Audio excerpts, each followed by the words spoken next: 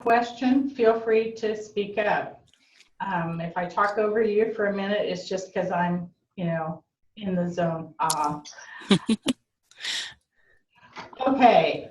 Good morning, everybody. My name is Laura Bond. I'm the director of the Northeast Kansas Library System. I joined the system in 1995, and I was the HR person and still am, among other things. I have worked in the private sector. I was the CFO of a farm equipment dealership and the HR person there. I have no formal HR training. I'm not degreed in the subject.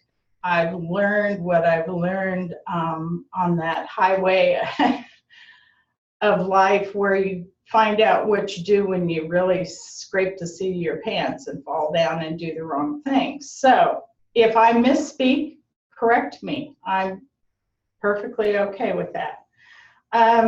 The topic today for the Public Library Section webinar was to be an HR1, and after talking with Royce Kitts, the president of PLS, we decided to look at your employee handbook. And I'm calling it the most important book in your collection, and you have to allow me to be a small bit hokey because, heavy subjects require some levity in the morning when it's snowing in Kansas and cold.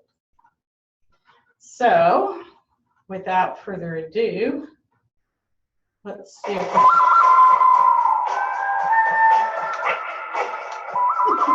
Robin is just smiling away.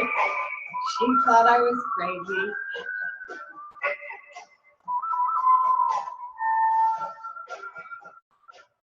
Okay, the good, the bads, and the must-haves. I want to point out that your employee handbook has got to be a living document. It's just like a good strategic plan. It is not something you write one time and put on a shelf. If you do, you're going to become intimately acquainted with all the potholes in the road working with your employees. You need to be willing to make this breathe for you. If you do that, you're not going to have as many problems as you will if you don't. I wanted to throw this out to start. I think it's important that libraries understand they have employees and contractors. You can have the janitor be an employee. The janitor and the people that mow the yard and take the snow off the sidewalk can also be contract employees. And you need to understand which is which and which one would fall under this employee handbook. I've given you some links here. Also, we did a webinar earlier this year about are your employees exempt or not? I know that the new overtime regulations were put on hold by court action, but what I've heard is that many of our libraries don't really understand if they have exempt employees in the first place, old laws or new laws. So you may want to go look at that discussion and see if that helps confuse or clarify the situation for you. So, your personnel policy starts with your library board. And I just realized I think I have duplicate slides, so I'll click past one real quickly. You have to, this is a board activity. Policy work is a board activity. The director provides input, but these decisions need to be thought through and determined by your board. The personnel policy or the employee handbook, the purpose of it is to provide some structure. It's a communication tool for your employees so they understand what your library's culture is, what things you hold important, what your vision and mission are. It's also important that you have disclaimers about the possibility of change without notice. This isn't a communal kumbaya moment where the entire staff gets together and decides what works for a personnel policy. This is a board activity with the director. That culture is very, very important because it sets the employer's expectations for employment. It lists employee rights. It gives consequences, if any are required. It's just a really important document. Workplace inspections, for example, if you do drug testing or background checks, if that's listed in your policy, it helps reduce an expectation of privacy at work. For example, it's important to have that acknowledgement sheet and have an at-will policy clearly stated throughout the document. And most important of all, this needs to be reviewed regularly. We've listed something that is just in its infancy, and it's we're setting up policies for the Northeast Kansas library system primarily. If you want to add yours too, I don't have any problem with that. Just send them to me or Mike or Robin here in the office, and we'll put them up. We want to have something that you can all search and borrow from the best. Like I said, this may be revised over time, but it's something that is important for everybody. You can tell I kind of was changing my mind on how this should go, and I forgot to take this slide out, and that's what you do when you're like me and you're finalizing and changing things as recently as 9 o'clock this morning. Just know that policies define the treatment, rights, obligation, and relationships of the people in an organization. It is the blueprint, and it needs to be done well.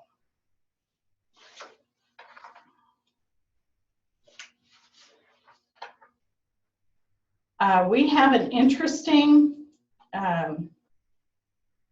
informational section called the Community Toolbox that the University of Kansas did in 2014. I will tell you it's geared very broadly. So what you need to know is that you need to have a clear understanding of what things apply in a library setting. But I really like their checklist. They have some really good running commentary about the different pieces of the policy. I like the way this checklist was when it talks about your rules and regulations. The point here is to always know that this document kind of outlines a history and mission of the organization and the actual policies and the reasoning behind them.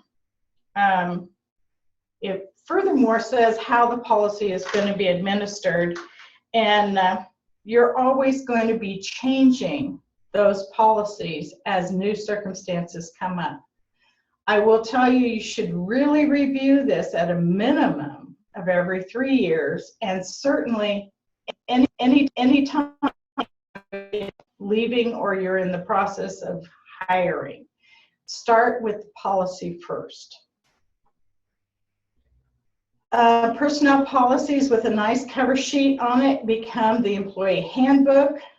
You don't have to put all the personnel policies in the employee handbook.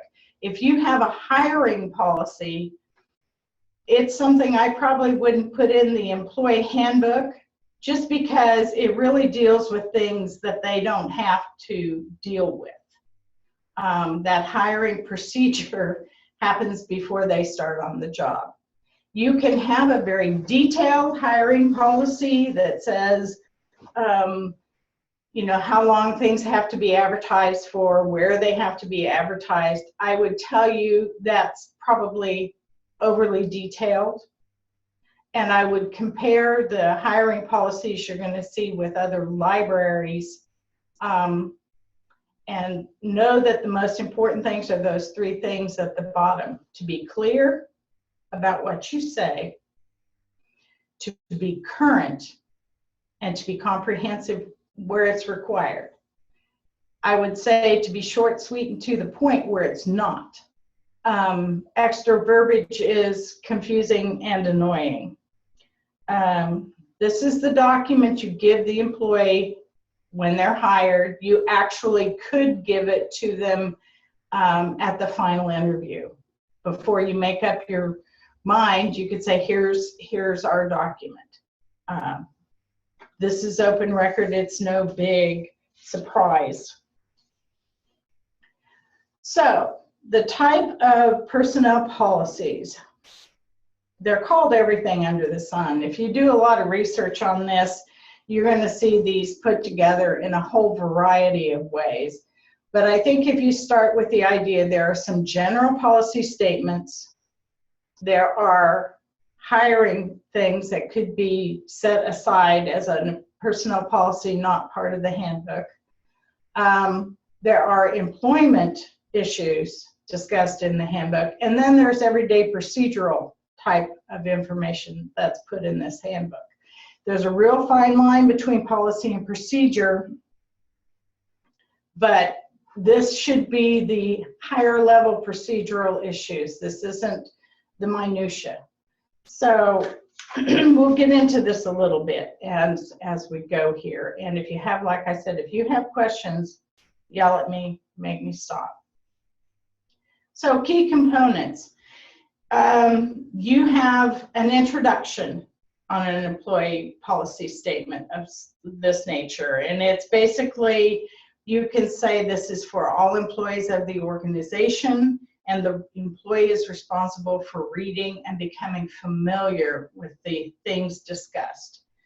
It talks about who is responsible for the policy, and that's your governing body with your director.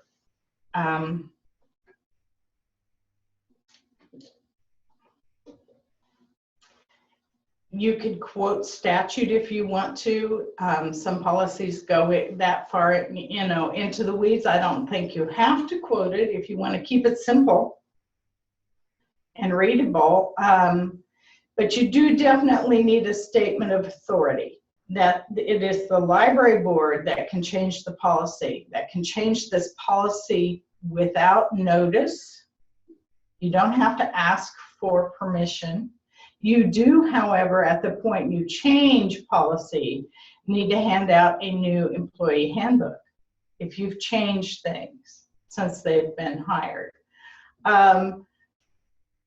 There is no divine right to be grandfathered into the policy that you were hired in.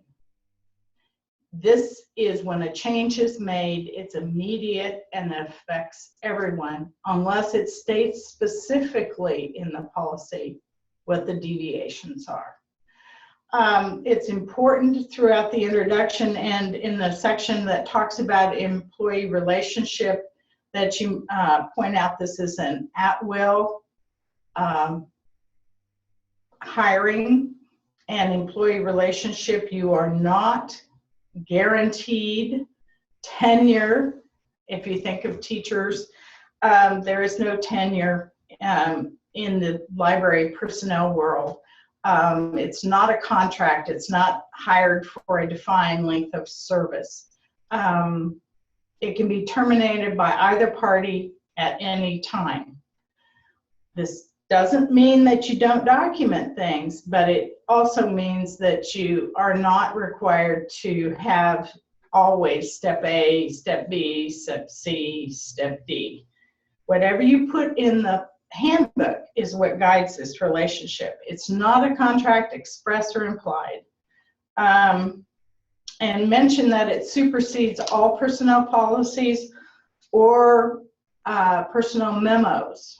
Sometimes organizations will put out memos further defining something if it's a minor change to a policy. When you totally redo the handbook, that's all past history. Again, Kansas is an at-will state. There are no unions in Kansas that I'm aware of. Feel free to, in the library world, correct me if I'm wrong. I'm not sure about the libraries that are contracted with, but not in Kansas public libraries as we know it as a general rule.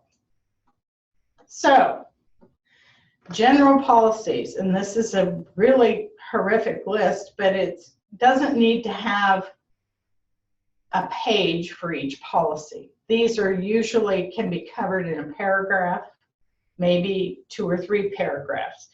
Your EEO policy or Equal Employment Opportunity Policy is your non-discrimination statement. Very often it reads race, color, religion, sex, age, national origin, disability, or any other basis prohibited by law. The 2015 Supreme Court decision comes to mind, which talked about same-sex marriage being recognized in every state. That sort of changed that policy, and you might go in there and see how best revision needs to happen. It could also be covered under any other basis prohibited by law, but it will also affect benefits. So those things may need to be looked at. Citizenship. Some policies have this, some don't. Usually what the statement is that you want documented U.S. citizens or those that have valid work permits to work in the United States. It isn't a question of hiring only citizens only, but you want that statement about having people with proper documentation being in your employ. Nepotism. This is, you know, you don't hire your mother, your aunt, your sister, your uncle. It's defined. You have to have a nepotism statement. You should. And it should have a definition of the immediate family. It can be very, very broad. Here's an example. It could cover your spouse, your children, your grandchildren, your grandparents, your parents, and comparable step family and in-laws.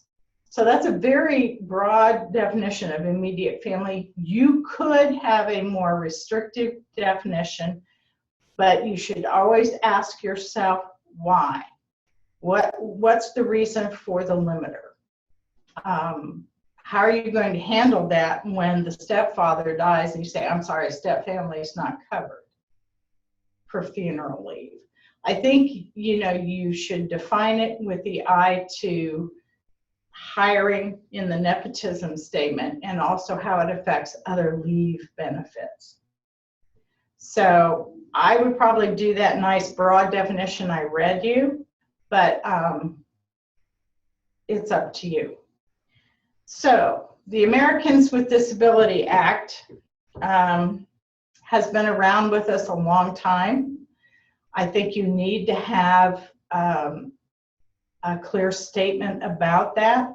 I think you also have to address, this ties in with reasonable accommodation. What can your organization reasonably accommodate?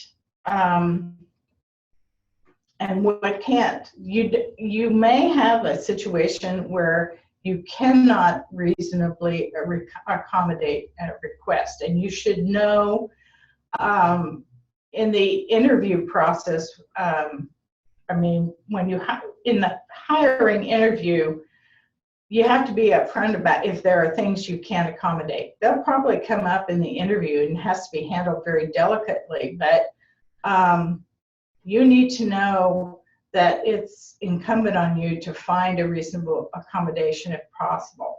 And that applies to the very first day on the job. Family Medical Leave Act says that you have to have work so long you have to use your vacation and sick leave. But a reasonable accommodation for a mental or physical issue can happen on the first day on the job, and that falls under that reasonable accommodation. And it's incumbent on the employee to make a very clear request.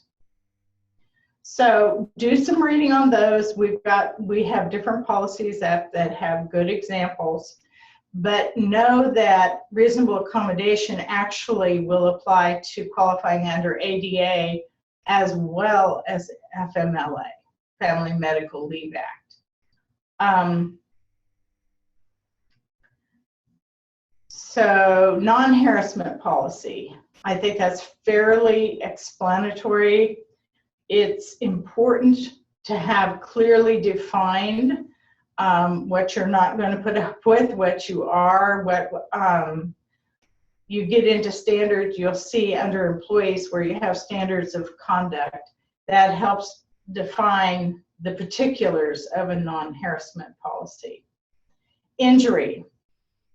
Injury is a very simple statement that basically says if an employee is injured at work, it must be reported immediately. If you have to get a work comp claim set up, or if it's minor and they need to go get stitched, you need to take them to the doctor and cover the injury. And it has to have, you know, that return to work piece as well. I think it's an important thing to put in a policy because it makes the board think through workman's compensation a little bit. But it's just important that you have a statement that says it must be reported immediately to the director. So what it was, when it happened, and immediately to the director. Tobacco, alcohol, and drugs. We're going to talk a little bit more about some of those things at the end of this, but I will tell you that you need to have a clear statement of not being impaired at work and what your expectations are. It's no smoking, but you need to clearly define where they can smoke outside. If you require them to be 30 feet away from the building and only in a certain area, they need to know that, and it needs to be written down. Weapons, guns, knives, martial arts equipment. Kansas gun laws allow carry.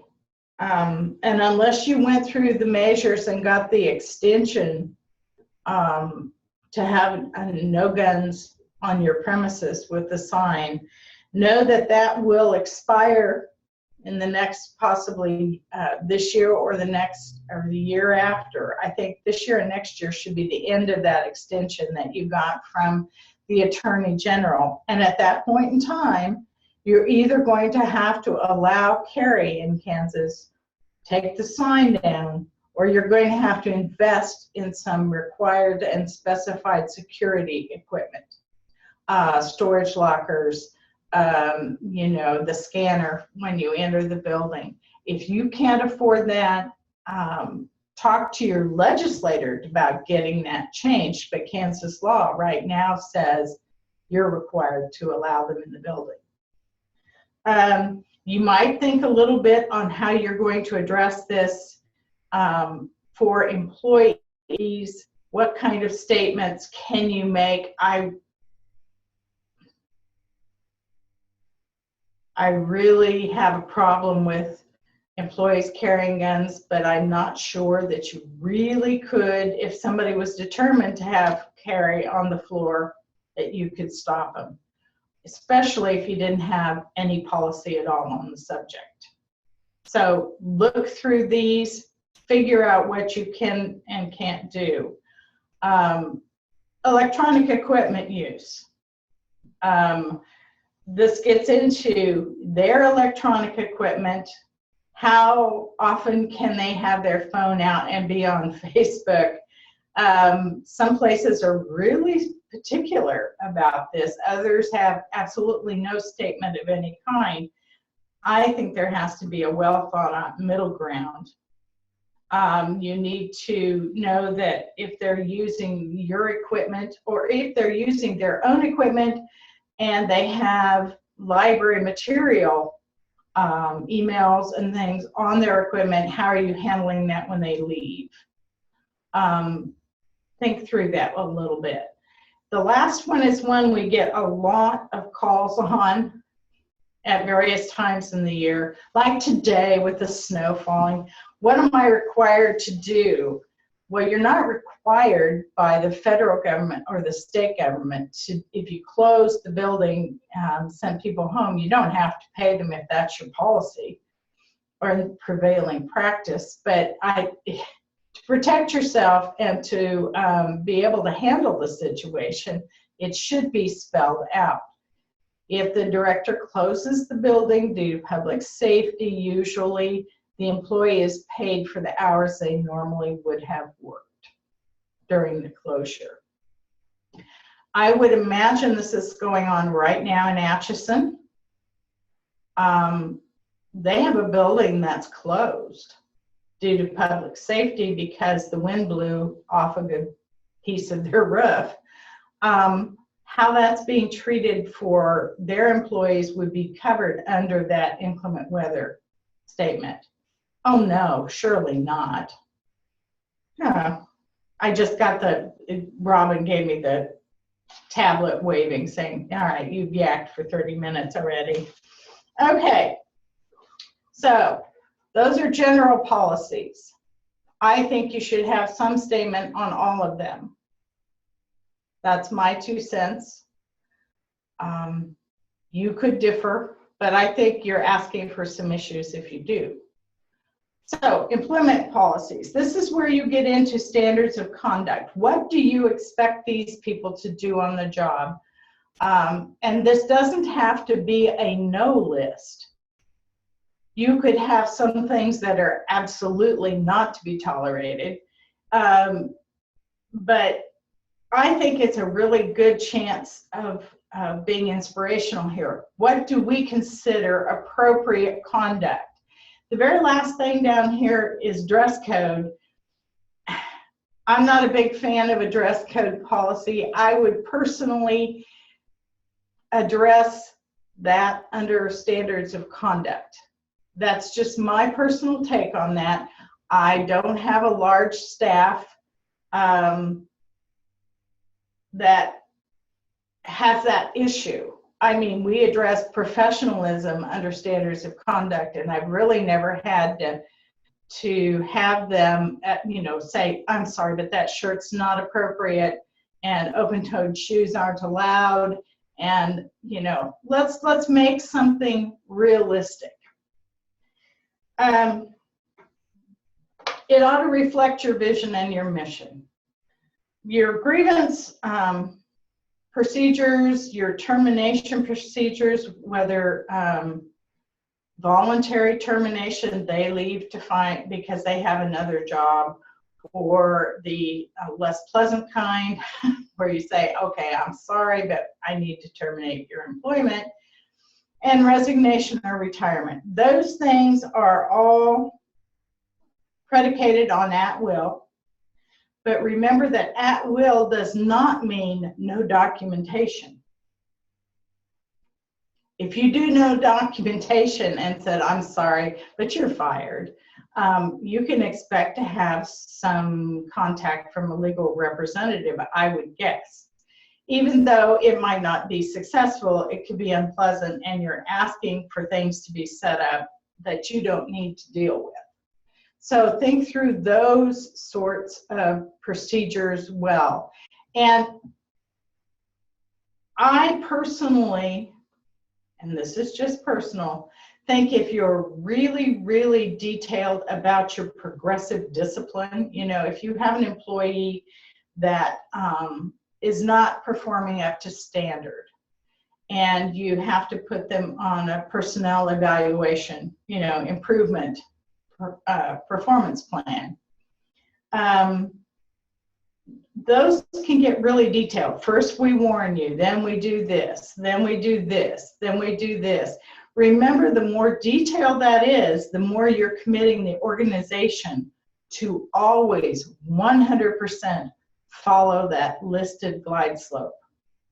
The more you create a detailed step by step by step by step, know that you're equally as responsible as they are for for making sure that it's followed with every employee in the same manner. Resignation or retirement. Actually, resignation can be voluntary. I'm sorry, but I have to leave. The big thing is to state what you're going to have as payout benefits when an employee leaves that has not been fired. Under termination, you listed what that employee can expect when terminated. Same thing with resignation or retirement. It all involves paperwork. When you terminate, you should always have a witness present when you terminate an employee. Personnel records, those define the employee and employer responsibilities both. That is the same thing with evaluations. Staff travel and development. Continuing education and how it will be covered. If a personal vehicle used to attend a continuing education event, what type of reimbursement will be paid and under what circumstances. Then we get down into the really nitty-gritty of things that feed into payroll. So when you have a position, that position should have a general policy statement where you're talking about, here are my classifications of employees. Full-time is defined by X number of hours. For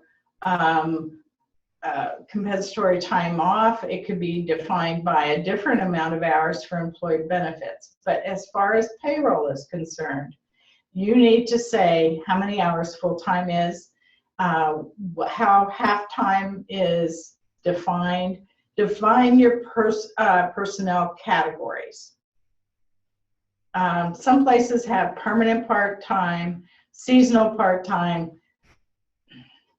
Part-time would work as far as I'm concerned, but you can make that as shiny and cute as you want, but be consistent in how you apply things. This is also where you get into determining, is that an exempt employee or a non-exempt employee, and what does that mean? And I alluded to that other workshop, and you could go listen to that and see if that answers some of your questions. The biggest thing in an employment policy when you're talking about how employees are paid is you have to define a work week. It must be defined. Most work weeks people think of are Sunday through Saturday. It's not required. Here at the Northeast Kansas Library System, we run a Saturday through Friday because our non-exempt technical staff often has to do upgrades when things are not in use. And so we want them not to have to incur overtime. So if they have to work on a weekend, and this was really true probably more so 10 years ago, but when they did certain upgrades, they would do it on the weekend, and then they knew how much time off they were needing to take in the run of the next week. Pick a work week that works for your organization. Put it in writing and be consistent. Know how those work weeks feed into your pay period. Here we pay monthly. We also pay for the current month in progress, and it states that in our personnel policy. So on the 15th of the month, we are issuing a paycheck, and we're basing it on a set number of hours. We take our full-time staff and figure that as a monthly rate, and it's the same every month because we have mostly exempt staff. But know how your work weeks feed into your pay periods, and know how you're going to be accounting for that, and that means either a time clock or timesheets. And know who should be on the time clock and who should not. Exempt staff should fill out a timesheet, and the only thing they're accounting for is their leave. how their leave should be accounted, sick leave, vacation, etc. We go into that in a lot more detail in that exempt or not discussion we had in January. So overtime or compensatory time off. What you need to know is that the Fair Labor Standards Act says very clearly that overtime is not required for local or state government employees. Compensatory time off is permissible and allowed, but the compensatory time off has to be at the rate of 1.5 hours per hour worked, or time and a half. And realistically, I would try to get that into the next work week, if at all possible, because you want to get that handled in a timely manner. And how you state that in your policy can help you be consistent. Dress code. I gave you my opinion on dress code. I'm really okay if you wear open-toed shoes. It's just personal. So know what you need to do and do it well. And if you have any questions on these things, read through some other library personnel policies. The problem you can get into with all of this is looking at some other industry's approach. It's really not applicable to you. So, employee leave. Before we take off, Royce says, what, seriously? Open-toed shoes? But I've actually had people call and say, that their policy, no sandals or open-toed shoes. I'm not sure if that's a sanitary issue or what, but I worked in a school district that had that dress code, actually, very long time ago. I thought it was bizarre then, I still do. That's just personal. Okay, let's get into some benefits. Holidays. This is your chance to define what the holidays are and how various classifications of employees are covered. How are full-time employees covered? How are part-time employees covered? Is it only the holiday that falls on the day they're regularly scheduled to work? How do you treat holidays that fall on the weekend? Those are all things that ought to be part of that holiday policy. Vacation and personal days. Know that this is something that is not required either by the state of Kansas or the FLSA. What is required is that what you have established has to be administered consistently and applied to all employees. So you don't have to have vacation. A lot of, how you handle vacation for a fired employee, you could say if you're fired, you don't get your accumulated vacation as long as you're consistent in the application of the policy. You're okay. You can't treat this employee different than that employee. It's consistency that matters here, clarity and consistency. Sick leave, you need to, same as vacation day, time. How is it calculated? Who can earn it? What is the payout at resignation, a voluntary quit? What is the payout if there is any? At termination, and what is the payout at retirement? I can tell you that I can't say that totally. If you work for the federal government, you get paid, and in some institutions, you get paid retirement sick leave at a certain percentage. Voluntary quit, I don't know anybody who says you can get paid unless it's PTO hours, paid time off hours, where it's all combined. But however you split those vacation and sick leave up, you need to have clearly stated how that's to be handled in a variety of situations, because when you have the situation, it's too late to run back and approve a policy. And whatever you do without the policy is now your new policy. So, I mean, and needs written up. Funeral leave, whose funerals you can go to with pay are covered under that definition of family you found in the nepotism policy. Jury duty, how you treat jury duty. Maternity leave and paternity leave needs to be clearly stated.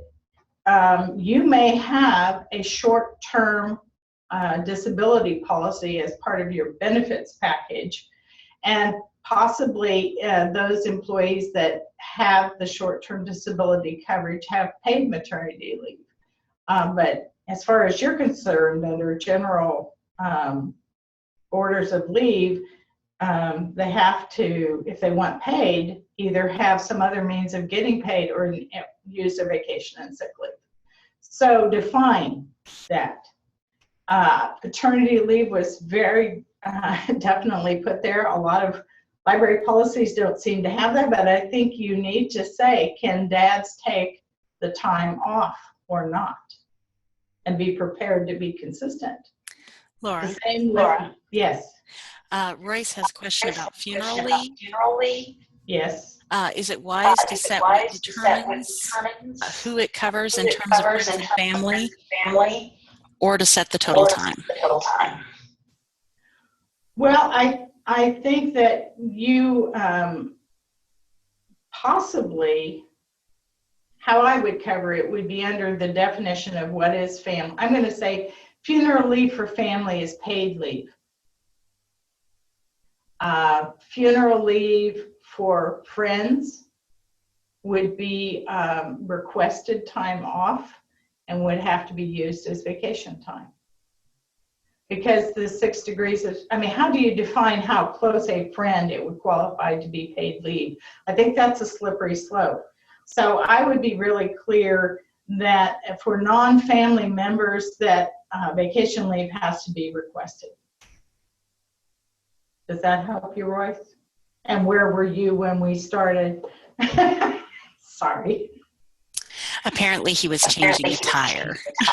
Okay, well that's allowed. I'm sorry. I was being snarky. Forgive me. Okay. All right. Other benefits. You've got your Social Security and your Medicare. You have Kansas unemployment insurance. Kansas workers' compensation is required for those with payrolls of $20,000 or more. And that is insurance. You get that from an insurance agent, and not all insurance agents cover workman's compensation. I think it's to me, it's a requirement. I would get it probably under $20,000. I think if you have an employee, you have an obligation to have that policy, but that's a board decision and it should be discussed. The same with health, dental, vision, and disability. Some organizations have short-term disability that is employer provided. It could also, short-term disability could also be under that employee paid optional benefits. The same for all of those, for that matter, the health, dental, and vision. If you don't provide health insurance, but you have employee paid optional benefits, as in think AFLAC, know that they could cover that, and then you could make payments for them, have it withheld from paychecks. These are things that are set up to be withheld from paychecks usually. Retirement benefits, CAPERS. You have to, if you have CAPERS as an organization, every employee that works 1,000 hours or more must be covered under the CAPERS. CAPERS has long-term disability insurance. Just know that as a fact. Other things under employee paid optional benefits would be accidental death and dismemberment policies, cancer insurance policies, some health insurance policies if you don't cover it under yours, and optional group life insurance, that's also under CAPERS. I would encourage you strongly to look at these leave possibilities and benefits possibilities, everything below workman's compensation, because those are the things that make long-term satisfied employees. You need to have some employee benefits in your organization. There's no reason to think libraries are this desert that no benefits are a responsibility of the governance body. So I think having some frank discussions about what you can afford and how you're going to administer it. Maybe vacation is not set up to use within a year. Maybe you have carryover. You allow a certain amount to be carried over with a cap for accrual. Some of those benefits just really speak to your employees and say you value their work. You're trying to reward them the best you can. And this is really where some heavy discussions need to take place at a board level. Okay, the most important page of the whole book is the very last page, and that is the acknowledgement or receipt, where you give that employee handbook to the new employee. They read through it. When they've read through it and understand it, they sign that last page. You tear it off and you put it in their personnel file. It's also a place where you restate employment at will. This document is very, very important. It's the most important page in that whole book. If you're going to have a policy, you need to be sure your employee has access to it, understands it, and that they've affirmed that fact. So that's really all I'm going to say on that subject. So updates to policy. What's changed? What has changed in social media, in data privacy? Do you have an up-to-date statement on reasonable accommodation? Do you have retaliation policy clearly defined? Is your smoking policy, does it cover medical marijuana if you're in a state where that applies? And in Kansas, that bill is under discussion at this point. But your policy should state what tobacco products are covered. Make sure you have e-cigarettes in there. You need also in this statement to say that you are not going to tolerate illegal drugs, alcohol, or tobacco products, and legal drugs that significantly impair your capacity to do your job. The LGBT rights is, I mentioned that Supreme Court decision. It affected how you approach things. If you haven't looked at your personnel policy since before 2015, you probably don't have the right statements in your benefits in all places. Those are the sorts of things that you need to review. So, at the beginning I talked about the bad. If you have an at-will policy, it does not protect you from blowback on discrimination, harassment, and retaliation. If you don't apply what you have consistently, if you deviate for this employee and deviate for that employee, you're setting yourself up for a lawsuit. So whatever you decide to do, you better make sure that you apply it consistently. Adoption of illegal policies. After that Supreme Court decision, if you said that you're not going to cover the spouse in a same-sex relationship, you would be in violation of the law. Outdated policies.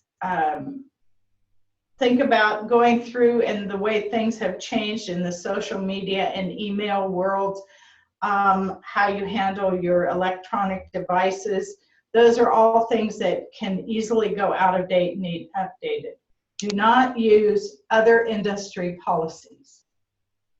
You are a government entity, and as such, you're required to operate under FLSA or your state wage and hour laws if they're more restrictive, whichever is more restrictive. For overtime, for example, Kansas says you don't have to pay overtime unless it's certain industries over, you have to get over 46 hours. The federal level is 40. You have to know compensatory time is mentioned in both places for government entities. Mostly make sure that it's not so wordy you can't tell what's meant by the policy, or it's so vague you can't even tell what the policy is about. It's a fine line, but this is where business writing applies, clear, concise, to the point, and as comprehensive as necessary. So I have here a real life issue. I got 5 minutes, don't I? Close. Yeah. Okay, and so this is a real life issue. So it's a first-time grandmother. She's got vacation, but she wants to use sick leave. She wants to take as long as she wants. She's okay with no pay. This library has 11 full-time equivalents. They're open at 64 hours, and they have just enough staff to get what they need to get done. So how do you think they covered this? The next thing is their actual employee personnel, pieces of their actual employee personnel policy, where it talks about granting the leave is at the discretion of the director and depends entirely on the circumstances of the library and the role the employee plays. I'll let you read that all because we're going to post these slides up. Think through this real life example and how the policy impacted it. So in their policy, it had information on the Family Medical Leave Act. Giving birth is not considered a serious health issue. They approved the vacation leave and the leave without, indeterminate leave without pay. The director responded in the way I've listed there, where she basically said we have just enough staff to cover normal circumstance, and we don't have enough staff to allow extra time off for whatever you, she doesn't say it that way, very tactfully said. She did not grant the leave. So what was the end result? I'm going to let you think through the options there. In this case, the woman did, I think the woman actually quit because she was actually inspired to want to spend that time with her grandchild and didn't really want to come back. But you might as well know that up front. If that was what was important to her, you have a new position to fill. I got some things. I had to throw in a couple Dilberts. You can just read these briefly. I won't be putting these up with the slides online. I love this flex time. Yeah, it's called unpaid overtime. So, know that as a board, you can be penny wise and pound foolish. You can run so lean and mean, you're truly mean. So, know as you plan your budget, what you're doing, how you're impacting your employees. That do more with less is a big stressor in some cases. You have burnout issues, missed deadlines, and missed opportunities, and the most important thing is if you're running on too few staff, you have some really dissatisfied users, customers, or patrons. I don't care what you call them, but you're impacting your customer service of your organization. That's a board responsibility to consider. Now, these are the two links, and I'm not sure why that one's not a link, but it will be when I put it up. And I just like this, Cordiitis.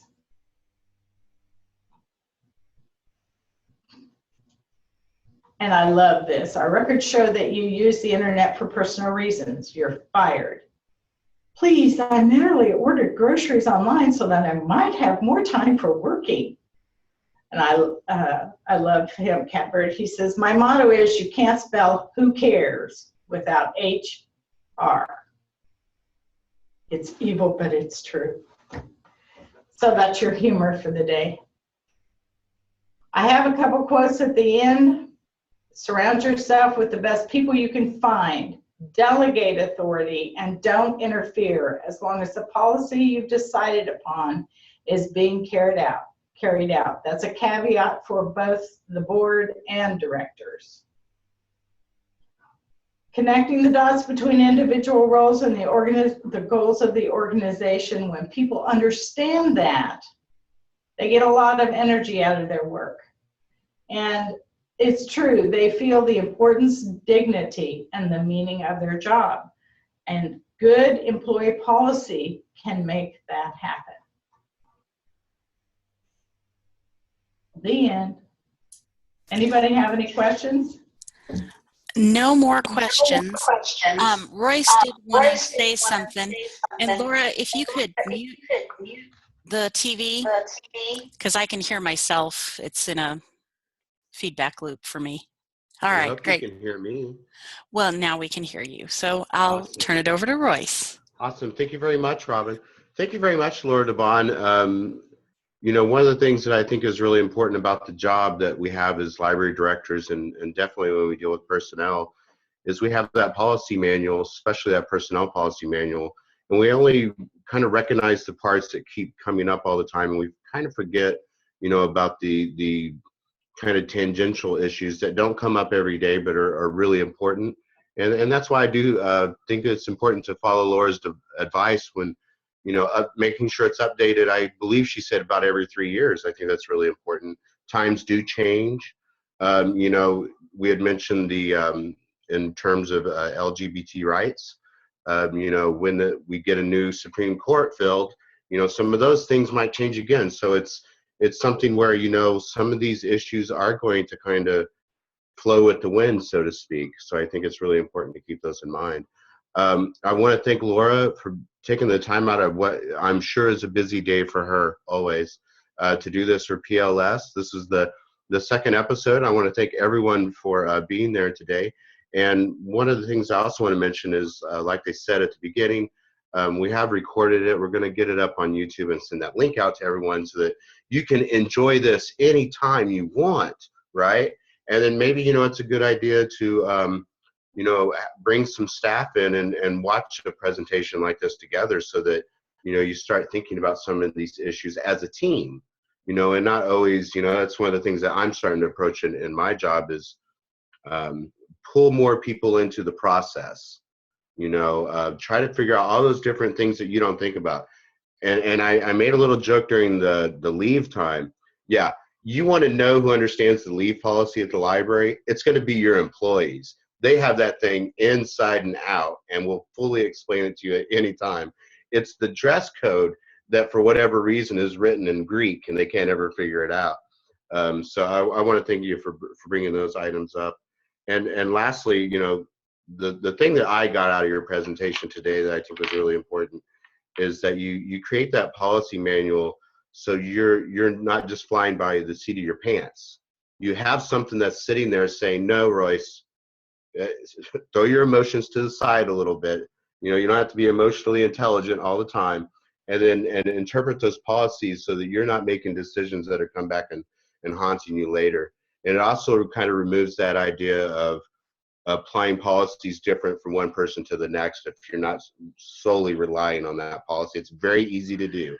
You know, when you know, it's just how human nature, you treat someone you like differently than you treat someone you don't like, no matter how much you try. But the next episode, because I could go on all day, I'm sorry. The next episode is episode 3, and we have our very own Mickey Caldwell from LSS here. And he will be talking about resources for new librarians. And I believe that is going to be sometime in early May, and we'll get the time together for that. So once again, I want to thank you all for being here. I want to thank Robin for taking care of all the technical issues that we have with this webinar, and also for Laura DeBon for putting in such a wonderful product together for us today. So thank both of you and have a good day.